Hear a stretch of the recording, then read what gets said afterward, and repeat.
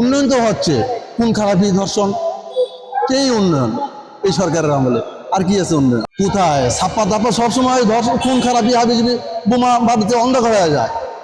আমাদের কেন্দ্রে বোমা বাড়িতে অন্ধ হয়ে যাবে, ঢুকতে পারে না পাবলিকে বাধা বিঘ্ন সবকিছু সবসময় যন্ত্রণা। আমি যখন ভোটার হইলাম তখন থেকে রাজ্যে কেন্দ্রে মিল নেই। কেন্দ্রে যদি কংগ্রেস, রাজ্যে বাম, এখন রাজ্যে কেন্দ্রে বিজেপি বা রাজ্যে তৃণমূল। আর সবসময়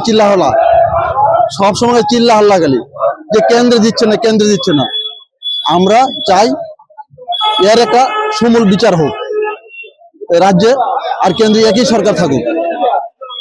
কেন্দ্রে রাজ্যে এক সরকারই প্রতিষ্ঠিত হোক, তাহলে আর কেন্দ্রে দিবে না করে আর চিল্লা হাল্লা হবে না। এই জন্য পরিবর্তন চাই।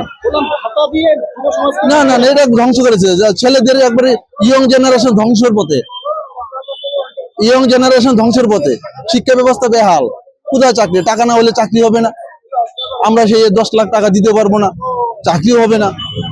সেই ব্যবস্থা থেকে আমরা নির্মূলে আমরা এখন নিস্তার চাই। হ্যাঁ, দালানবাড়ি ওর তো মোটা টাকা, ওই যে চাকরির টাকা, ঘুষ 10 লাখ 20 লাখ, দালানবাড়ি একটা কেন 4টে হয়ে যাবে।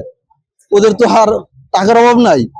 উন্নয়ন তো হচ্ছে, খুন খারাপি ধর্ষণ, সেই উন্নয়ন এই সরকারের আমলে। আর কি আছে উন্নয়ন? নারী নিরাপত্তা কোথায়? মুখ্যমন্ত্রী বলে দিচ্ছে সন্ধ্যার পর ঘর থেকে বাইরে হবে না, বাইরে তোমার অসুবিধা হবে। কোথায়? ছাপ্পা দাপ্পা সবসময় খুন খারাপি, হাবিজাবি, বোমা বাড়িতে অন্ধকার হয়ে যায়। আমাদের কেন্দ্রে বোমা বাড়িতে অন্ধ হয়ে যাবে, ঢুকতে পারে না পাবলিকে বাধা বিঘ্ন সবকিছু সবসময় যন্ত্রণা। ওরা তো ঢুকতেই পারে না, ভোট কেন্দ্রে যেতে পারে না, 50% লোক ভোটে দিতে পারে না।